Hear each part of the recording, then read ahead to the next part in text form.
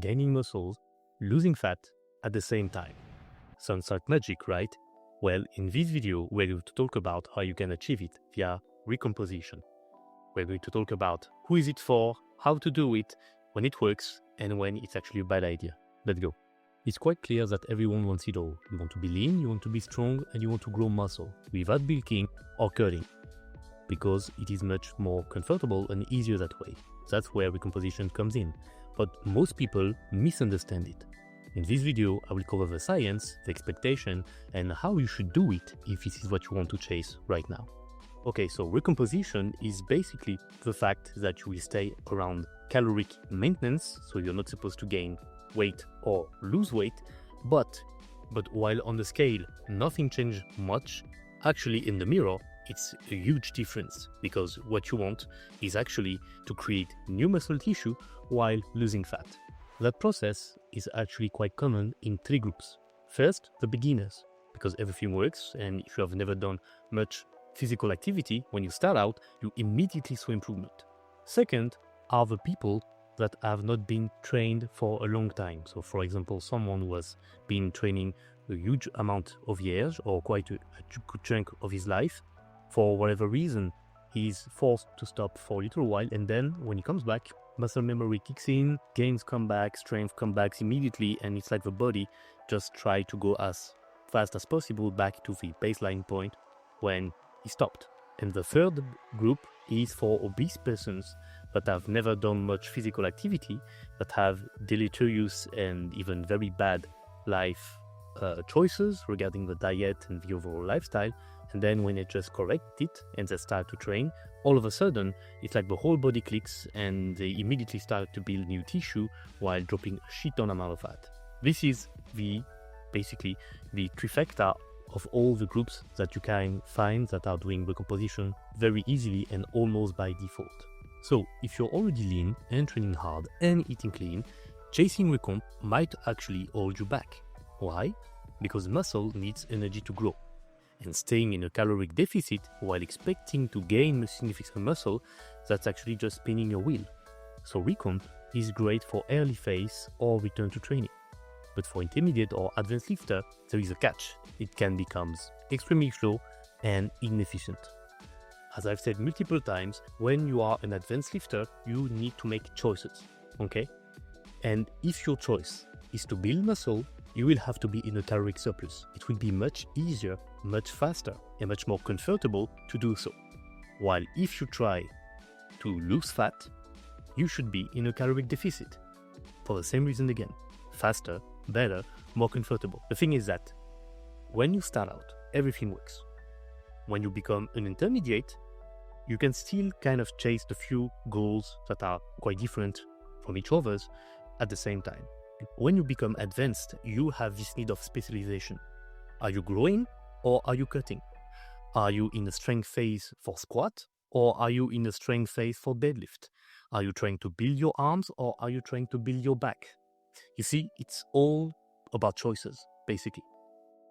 And you need to make one. And the better you make that choice and you actually go through with it, the faster and the better the result will come. Recomposition is kind of two things at the same time. So as an advanced lifter, it will become something that is either extremely slow or even make you stale, and that is not good. Actually, if you want to recomp as an advanced lifter, there is just one reason you should do it, and that is that life currently has given you many challenges, there are many things you want to do, and lifting is not your prime priority. You want to do other things. Maybe you're starting a new family. Maybe you're trying to build a house. Maybe you have to work long hours because you really want to push forward your career. Maybe you're a student and you actually need to have your graduation. These things becomes more important than lifting. So if you want to remove the stress of meal prep, or I have to do this amount of cardio, or I have to eat this amount of food, then you recomp.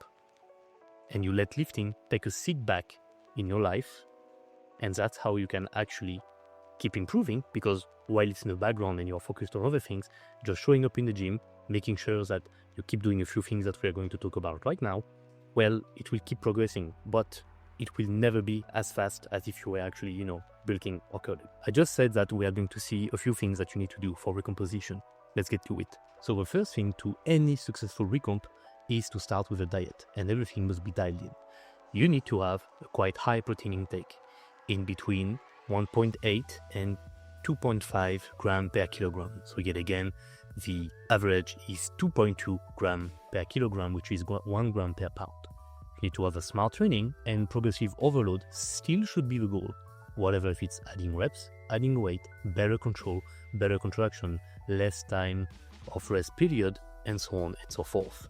Sleep and stress management all should be at your top priority, sleeping enough, eating good, and making sure that your stress levels are quite low or that you can deal with them quite efficiently.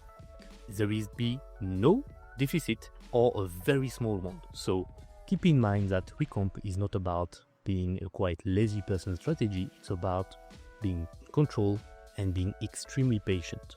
When I say that your weight should be stalled, I mean that it should be more or less the same. It's still possible to build muscle, obviously, when you're doing a recomp, even as an advance, and it's still possible to lose fat. It's just that the weight will basically stay the same. What I give in margin to my trainees or when people ask me is about 2 kilograms, so like 5 pounds, or no, 4.5 pounds of either gaining weight or losing weight, okay? If you start to lose too much of that, you're basically doing a very slight caloric deficit, but still a deficit. So if it's not your goal, be careful. And the reverse is also true.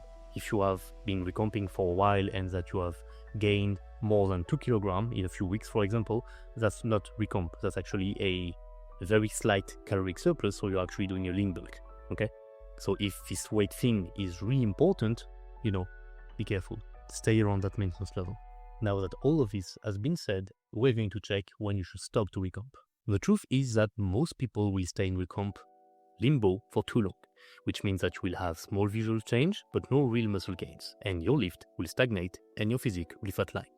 It's basically coming back to what you should be doing during the recomp and stop working. You're supposed to have a progressive overload. If you're plateauing, well, there is no progressive overload.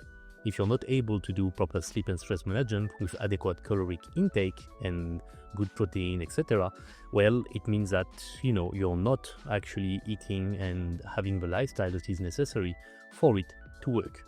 So at that point, you are either bulking moderately, even if you're lean enough, or you're actually cutting, even if you're too soft. So recomp, again, is a tool, not a permanent strategy. It is something that you should be doing for a few weeks, or even a few months, maybe a full year, but you should not stay dead.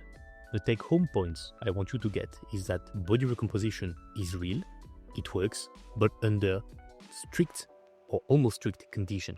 You need to make sure this is what you need. You need to make sure that everything is still dialed in spite of the fact that you're not trying to gain or lose.